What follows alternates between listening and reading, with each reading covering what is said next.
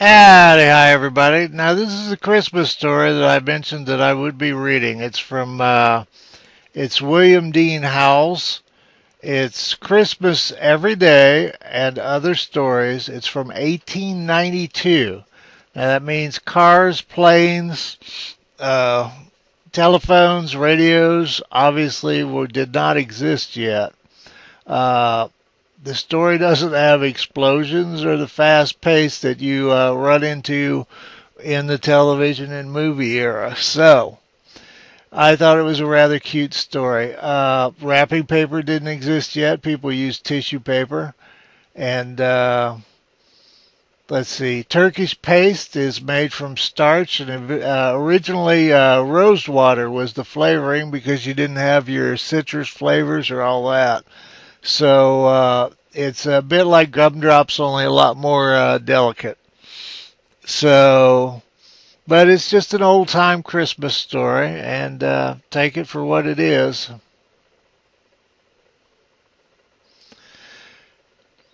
Christmas every day, and I can't do voices, so the little girl sounds like me, and the daddy sounds like me, and the mother sounds like me. So the little girl, Christmas every day. The little girl came into her papa's study, as she always did Saturday morning before breakfast, and asked for a story. He tried to beg off that morning, for he was very busy, but she would not let him, so he began. Well, once there was a little pig. She put her hand over his mouth and stopped him at that word. She said she had heard little pig stories till she was perfectly sick of them. Well, what kind of story shall I tell you then? About Christmas. It's getting to be the season. It's past Thanksgiving already. It seems to me, her papa argued, that I've told as often about Christmas as I have about little pigs. No difference. Christmas is more interesting. Well, her papa roused himself from his writing by a great effort. Well then, I'll tell you about the little girl that wanted it Christmas every day in the year. How would you like that? First rate, said the little girl, and she nestled into a comfortable shape in his lap, ready for listening. Very well then. There was this little pig. Oh, what are you pounding me for? Because you said little pig instead of little girl. I should like to know what's the difference between a little pig and a little girl that wanted it Christmas every day. Papa, said the little girl warningly, if you don't go on, I'll give it to you. And at this her papa darted off like lightning and began to tell the story as fast as he could. Well, once there was a little girl who liked Christmas so much that she wanted it to be Christmas every day in the year. And as soon as Thanksgiving was over, she began to send postal cards to the old Christmas fairy to ask if she mightn't have it. But the old Christmas fairy never answered any of the postals. And after a while, the little girl found out that the Christmas fairy was pretty particular and wouldn't notice anything but letters.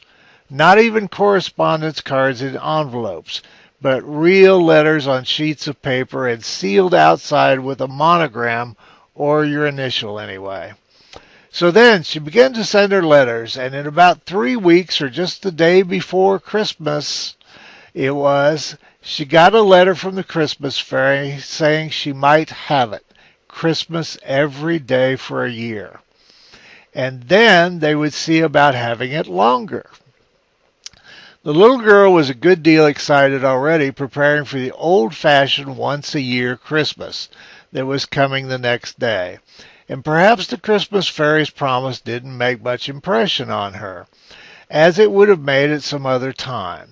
She just resolved to keep it to herself and surprise everybody with it as it kept coming true, and then it slipped out of her mind altogether. She had a splendid Christmas. She went to bed early so as to let Santa Claus have a chance at the stockings.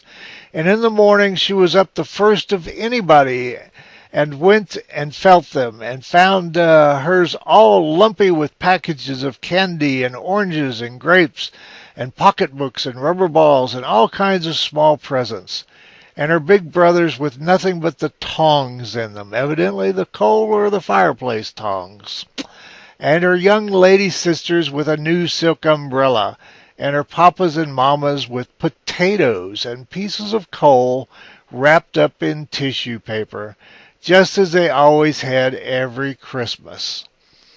Then she waited around till the rest of the family were up, and she was the first to burst into the library when the doors were opened and look at the large presents laid out on the library table. Books and portfolios and boxes of stationery and breastpins and dolls and little stoves and dozens of handkerchiefs and inkstands and skates and snow shovels and photograph frames and little easels and boxes of watercolors and Turkish paste and nougat and candied cherries and dolls' houses and waterproofs and the big Christmas tree lighted and standing in a wastebasket in the middle. She had a splendid Christmas all day. She ate so much candy that she did not want any breakfast, and the whole forenoon the presents kept pouring in that the expressman had not had the time to deliver the night before. And she went round giving presents she had got for the other people, and came home and ate turkey and cranberry for dinner, and plum pudding and nuts and raisins and oranges and more candy, and then went out and coasted. Now, I think coasting is sledding. So, and came in with a stomach ache, crying, and her papa said he could see if his house was turned into that sort of fool's paradise another year. And they had a light supper, and pretty early everyone went to bed cross. Here the little girl pounded her papa on the back again. Well, what now? Did I say pigs again? You made them act like pigs. Well, didn't they? No matter. You oughtn't to put it into a story. Very well, then, I'll take it all out. Her father went on. The little girl slept very heavily, and she slept very late. But she was awakened at last by the other children dancing round her bed, with their stockings full of presents in their hands. What is it? Said the little girl, and she rubbed her eyes and tried to rise up in bed. Christmas, Christmas, Christmas, they all shouted and waved their stockings. Nonsense, it was Christmas yesterday. Her brothers and sisters just laughed. We don't know about that. It's Christmas today anyway. You come into the library and see. Then all at once it flashed on the little girl that the Christmas fairy was keeping her promise, and her year of Christmases was beginning. She was dreadfully sleepy, but she sprang up like a lark that had overeaten itself and gone to bed cross, and darted into the library. There it was again, books and portfolios and boxes of stationery and breastpins. You needn't go over it all, Papa. I guess I can remember just what was there, said the little girl. Well, and there was the Christmas tree blazing away and the family picking out their presents, but looking pretty sleepy.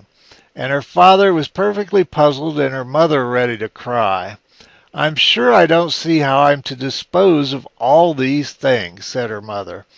And her father said it seemed to him that they had something just like it the day before, but he supposed he must have dreamed it. This struck the little girl as the best kind of joke, and so she ate so much candy she didn't want any breakfast, and went round carrying presents and turkey and cranberry for dinner, and then went out and coasted and came in with a... Next page. Came in with a... Papa? Well, what now? What did you promise, you forgetful thing? Oh, yes. Papa's not to repeat everything. Well, the next day it was just the same thing over again, but everyone getting crosser. And at the end of a week's time, so many people had lost their tempers that you could pick up lost tempers anywhere. They perfectly strewed the ground. Even when people tried to recover their tempers, they usually got somebody else's, and it made the most dreadful mix. The little girl began to get frightened, keeping the secret all to herself. She wanted to tell her mother, but she didn't dare to, and she was ashamed to ask the Christmas fairy to take back her gift. It seemed ungrateful and ill-bred, and she thought she would try to stand it, but she hardly knew how she could for a whole year.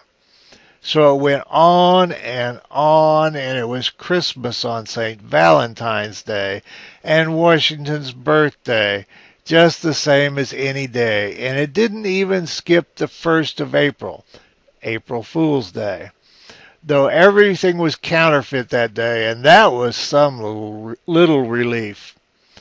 After a while, coal and potatoes began to be awfully scarce. So many had been wrapped up in tissue paper to fool papas and mamas with. Turkeys got to be about $1,000 apiece. Papa? Well, what? You're beginning to fib. Well, 2,000 then. And they got to passing off almost anything for turkeys, half-grown hummingbirds, even rocks out of the Arabian Nights. The real turkeys were so scarce, and cranberries, well, they asked a diamond apiece for cranberries. All the woods and orchards were cut down for Christmas trees, and where the woods and orchards used to be, it looked just like a stubble field with the stumps. After a while, they had to make Christmas trees out of rags and stuff them with bran, like old-fashioned dolls.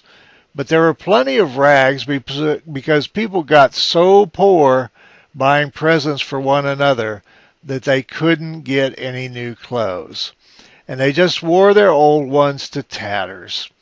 They got so poor that everybody had to go to the poorhouse, except the confectioners, that's the candy makers, and the fancy storekeepers, and the picture book sellers, and the expressmen. And they all got so rich and proud that they would hardly wait upon a person when he came to buy. It was perfectly shameful. Well, after it had gone on for about 3 or 4 months, the little girl, whenever she came into her room in the morning and saw those great, ugly, lumpy stockings dangling at the fireplace and the disgusting presents around everywhere, just used to sit down and burst out crying. In 6 months, she was perfectly exhausted. She couldn't even cry anymore. She just lay on the lounge and rolled her eyes and panted. About the beginning of October, she got to sitting down on dolls, wherever she found them. French dolls or any kind. She hated the sight of them so. And by Thanksgiving, she was crazy and just slammed her presents across the room. By that time, people didn't carry presents around nicely anymore. They flung them over the fence or through the window or anything. And instead of running their tongues out and taking great pains to write, "For dear Papa," or Mama, or Brother, or Sister, or Susie, or Sammy, or Billy, or Bobby, or Jimmy, or Jenny, or whoever it was, and troubling to get the spelling right, and then signing their names in Christmas 1892, they used to write in the gift books, "Take it, you horrid old thing," and they'd go and bang it against the front door. Nearly everybody had built barns to hold their presents, but pretty soon the barns overflowed, and then they used to let them lie out in the rain or anywhere. Sometimes the police used to come and tell them to shovel their presents off the sidewalk or they would arrest them.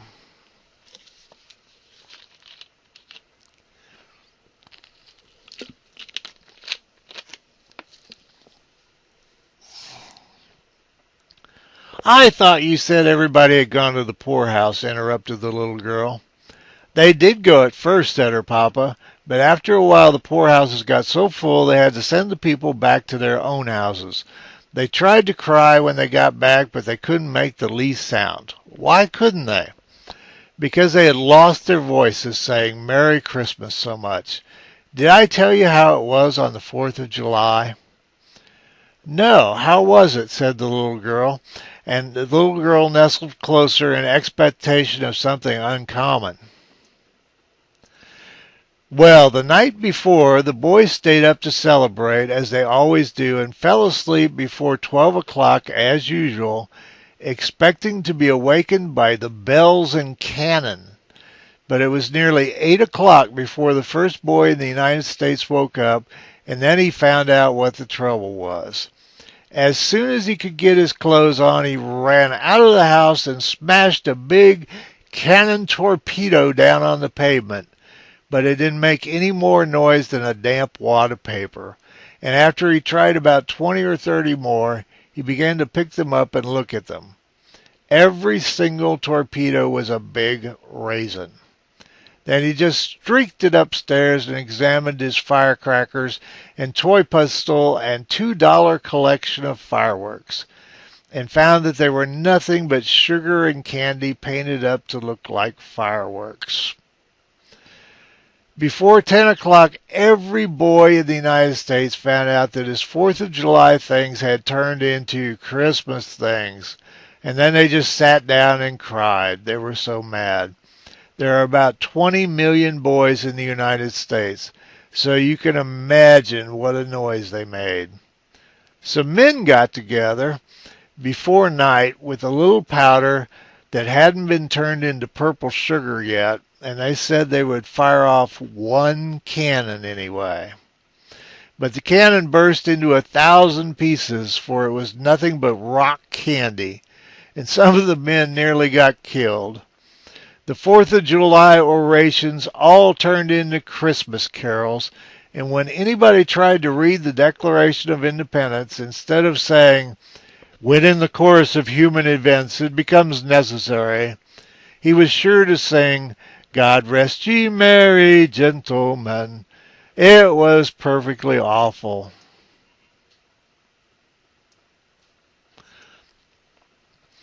The little girl drew a deep sigh of satisfaction. And how was it on Thanksgiving? Her papa hesitated. Well, I'm almost afraid to tell you. I'm afraid you'll think it's wicked. Well, tell anyway, said the little girl.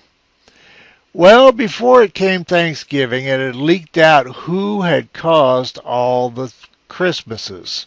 The little girl had suffered so much that she talked about it in her sleep. And after that, hardly anybody would play with her. People just perfectly despised her, because if it had not been for her greediness, it wouldn't have happened. And now when it came Thanksgiving and she wanted them to go to church and have squash pie and turkey and show their gratitude, they said that all the turkeys had been eaten up for her old Christmas dinners, and if she would stop the Christmases, they would see about the gratitude. Wasn't it dreadful? And the next day the little girl began to send letters to the Christmas fairy and then telegrams to stop it. But it didn't do any good, and then she got to calling at the fairy's house. But the girl that came to the door always said, "Not at home," or "engaged," or "at dinner," or something like that. And so it went on till it came to the old once-a-year Christmas, Christmas Eve. The little girl fell asleep, and then she woke up in the morning. She found it was all nothing but a dream, suggested the little girl. No, indeed, said her papa. It was all every bit true. Well, what did she find out then? Why, that it wasn't Christmas at last, and wasn't ever going to be any more. Now it's time for breakfast. The little girl held her papa fast around the neck. You shan't go if you're going to leave it so. How do you want it left? Christmas once a year. All right, said her papa, and he went on again. Now remember, in the story, it's no Christmas at all is the solution so far.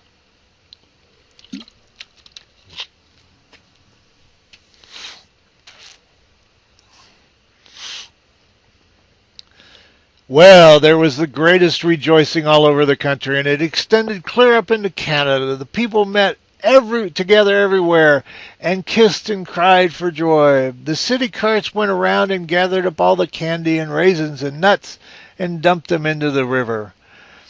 And it made the fish perfectly sick. And the whole United States, as far out as Alaska, was one blaze of bonfires where the children were burning up their gift books and presents of all kinds. They had the greatest time.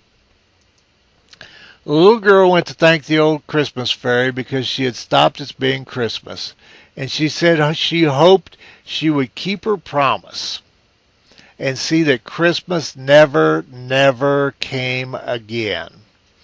Then the fairy frowned and asked her if she was sure she knew what she meant. And the little girl asked her, why not?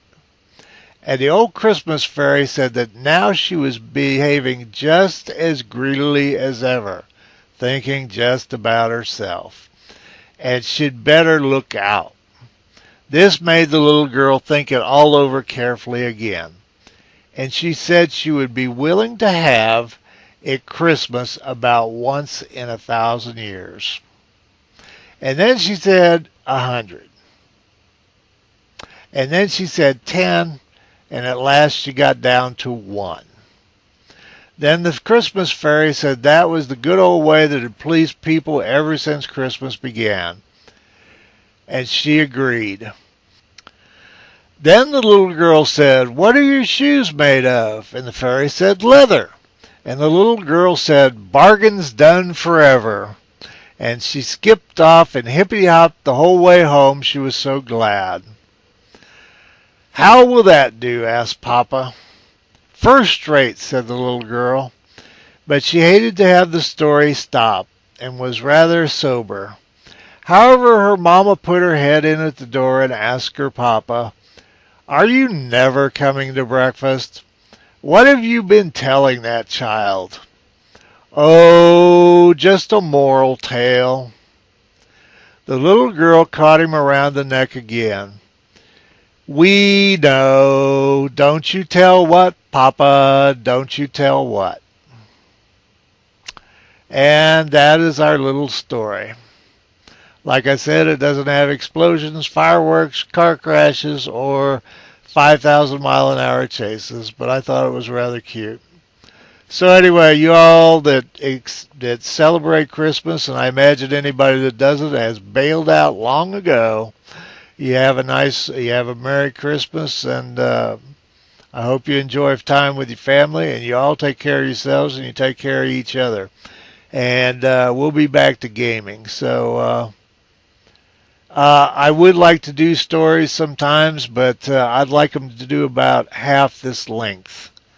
Or, I don't know, in the 15 to 20. I don't know. This is pretty close. But we'll see how that goes. There's some interesting historical stories. Any of you that have seen The Ghost in the Darkness about the lions eating people in Africa, that's actually based on a journal. And it's not just a true story, but the journals and the Gutenberg picks up anything that fell out of copyright, either because of the length of time or because the family didn't renew and the author has passed on, or the author didn't renew. And there's other sources of stories. So I do know that Lord Ugg does a story, time, whatever.